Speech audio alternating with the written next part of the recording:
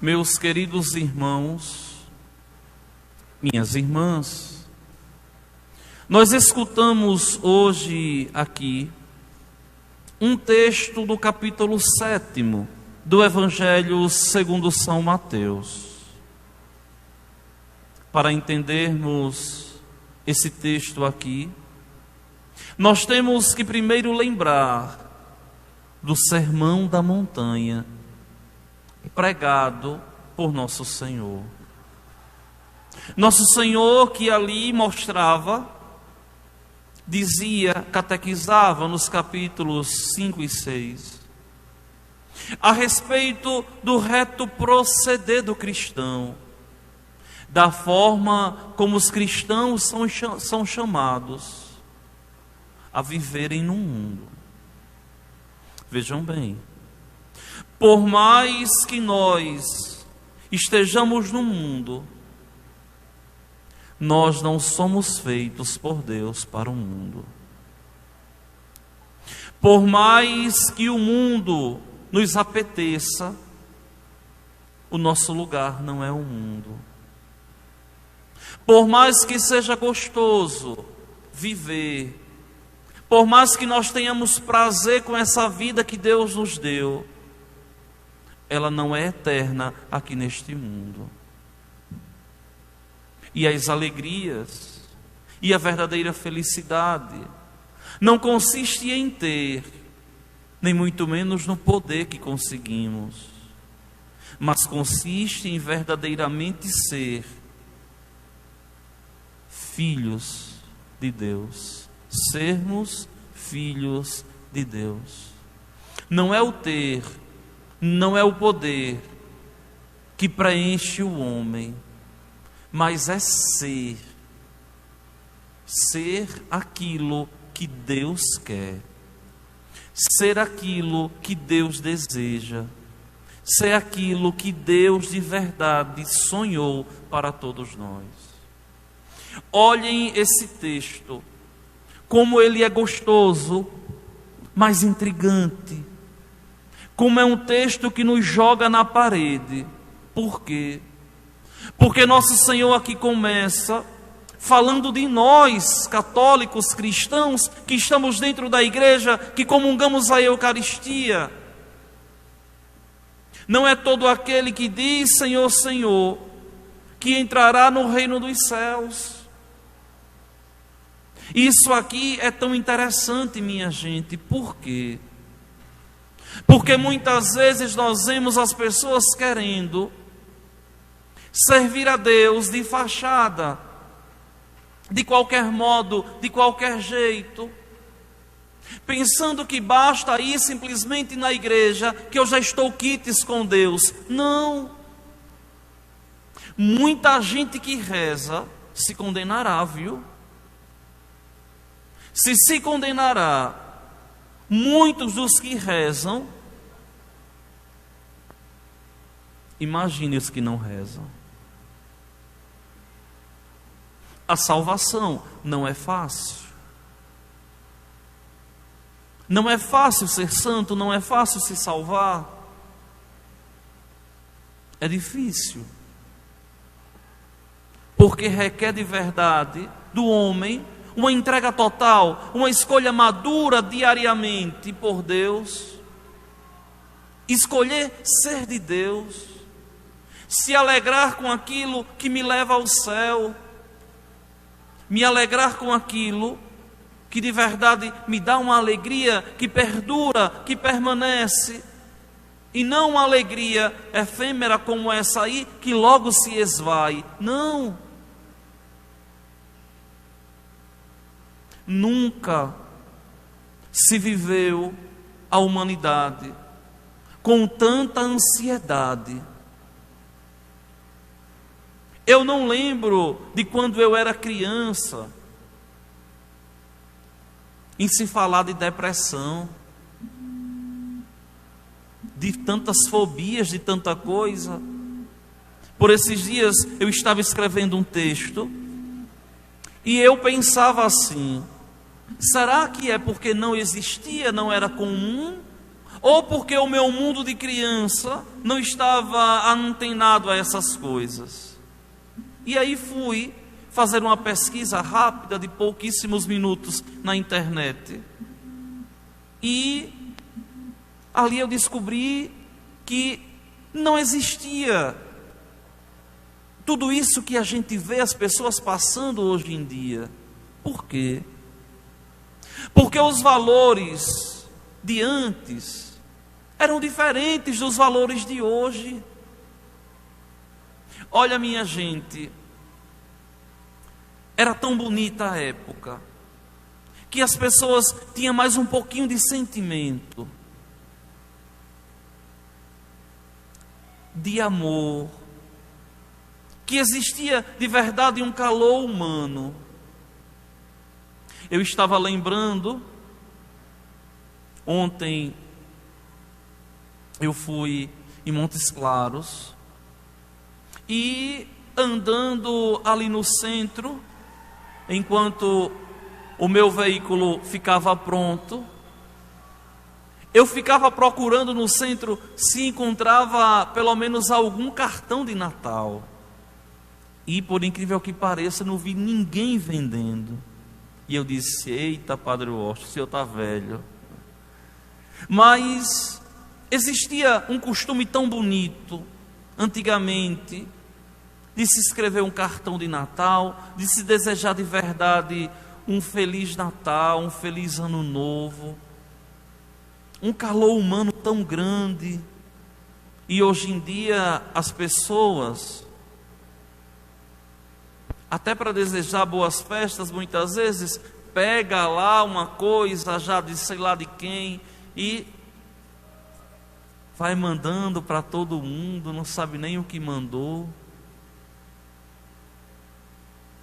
É interessante porque hoje as pessoas, elas não param para viver o momento com profundidade. Por exemplo, pesquisar alguma coisa em um livro não se faz mais.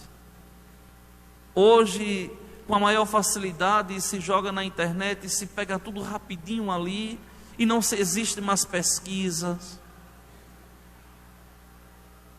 Música, eu lembro da época que, quando eu era criança, todo ano Roberto Carlos lançava um CD e era um sucesso no final de ano. Não sei se aqui tinha esse costume também, não é?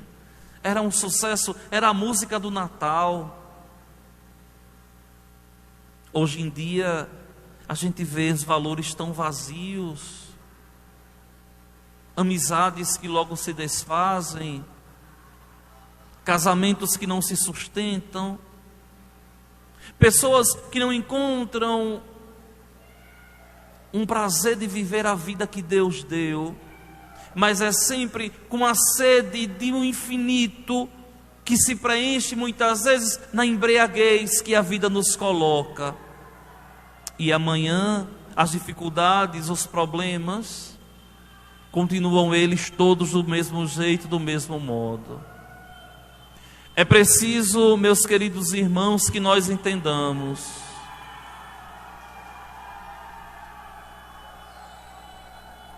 que somos de verdade joias preciosas na construção do reino de Deus. Só que o reino não é construído ad extra, fora de mim, não. O reino de Deus é construído primeiro dentro de mim, agregando valores, fazendo boas escolhas, solidificando a minha vida, vivendo intensamente o momento ali que Deus me colocou para viver. Muitas vezes, quando alguém está dodói, quando alguém morre, eu vejo muitas vezes as pessoas, a primeira coisa que faz é estampar assim no status: estou em luto. Por esses dias eu achei tão engraçado e ao mesmo tempo tão deprimente Uma pessoa colocou no status que estava em luto porque alguém tinha morrido. E aí eu achei engraçado porque, passando em um lugar, eu vi a pessoa ali dançando, né? E eu disse assim, mas, meu Deus, ontem ou foi antes de ontem, essa mulher estava com luto, hoje já está assim. E eu dizia assim, mas é engraçado demais como as coisas não têm mais profundidade. Não só lá fora, aqui dentro também.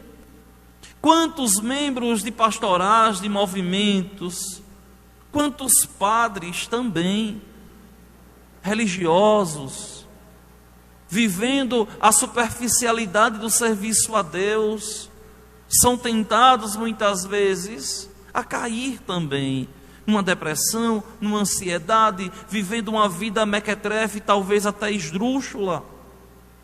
Por quê? Porque não viveu a essência com profundidade daquilo ali a que foi chamado a viver. Se contentando com a vida que Deus deu e sendo feliz na vida que Deus proporcionou. Meus queridos irmãos e minhas irmãs, vejam esse texto hoje formidável do Santo Evangelho.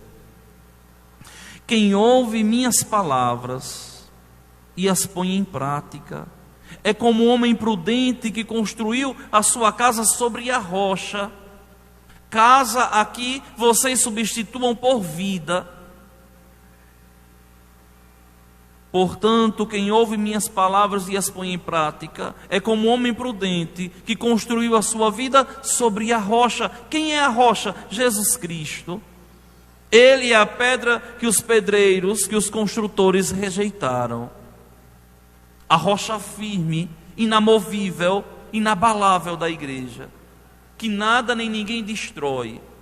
E é nessa rocha tão bem simbolizada aqui para nós neste altar, inamovível, que ninguém consegue empurrar, que ninguém consegue mover, que nós devemos solidificar a nossa vida.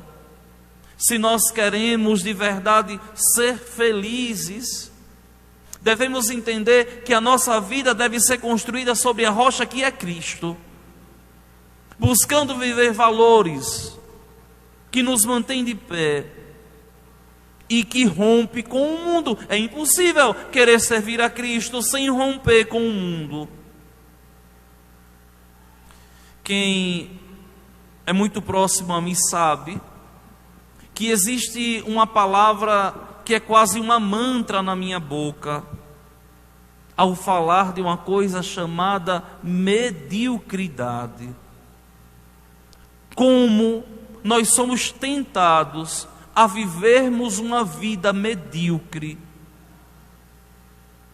uma vida vazia, uma vida sem sentido. Uma vez, uma pessoa dizia assim: ah, padre, é porque o senhor já envelheceu. E eu dizia: não, é porque quem quer de verdade ser de Cristo não vai nunca pensar como o mundo, não vai nunca agir como o mundo, ou rompe com o mundo, ou nunca será de Jesus Cristo. E o rompimento aqui passa pelas escolhas diárias, no dia a dia. Não sou eu, enquanto cristão, que dou o norte da minha vida. Não sou eu a justa medida das minhas coisas, das minhas decisões. Eu posso até querer e posso até julgar correto, mas se a luz do Evangelho não estiver correto, aquilo não é bom. Mas se a luz do Evangelho, aquilo ali não for de verdade algo que solidifique o meu viver, não é bom. Olha que o Senhor aqui diz assim: fala em prudência. Minha gente, olha, esse mundo é um mundo imprudente, é um mundo sem moderação. As pessoas só escutam essa palavra quando vem uma propaganda de cerveja. Eu não sei se ainda passa hoje em dia, mas antigamente saía assim: aprecie ou beba com moderação. Não sabe nem o que é.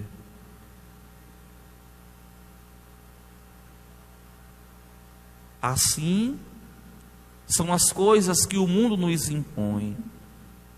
Vocês sabem, não me custa o tempo todo dar uma chave de leitura a respeito da vida, a respeito do ser de Deus. Com certeza é um sem fé que está soltando foguete aqui fora, né?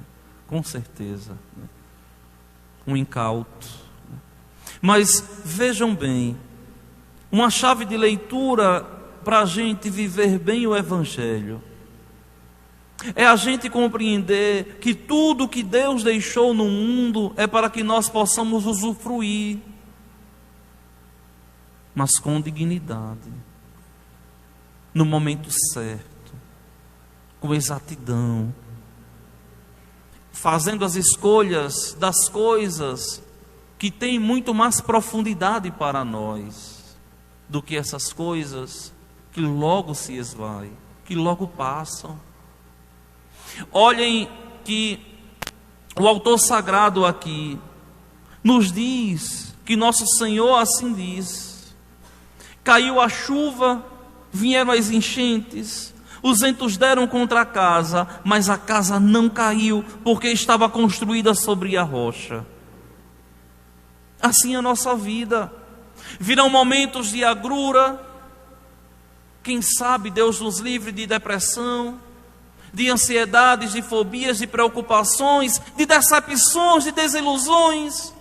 Mas se nós construirmos a nossa vida na rocha que é Jesus Cristo, nós permaneceremos de pé.